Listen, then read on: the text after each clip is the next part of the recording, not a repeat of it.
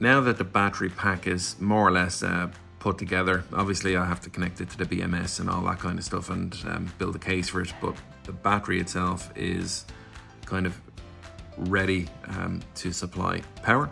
So I'll need to connect that to the BMS.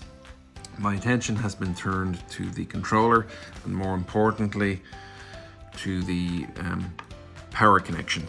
Now, as you can see, these MC4s aren't standard. Ray was having trouble with the battery disconnecting quite regularly on his trips out with the old connections. So my father-in-law just borrowed some MC4 connectors from me and, well, jerry-rigged this. So I have taken this end off the batteries, the original batteries, and I could see that pin 1 was actually a positive. So pin 1 is connected to this male end here on top.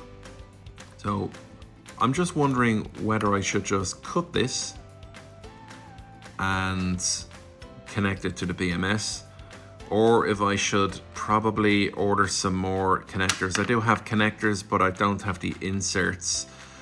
So I only have one insert, so I'm gonna need to get some more anyway. So I'll see how I get on.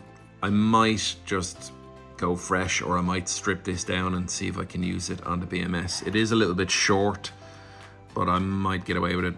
I'll see how I'm prompted. I'll probably order a fresh one.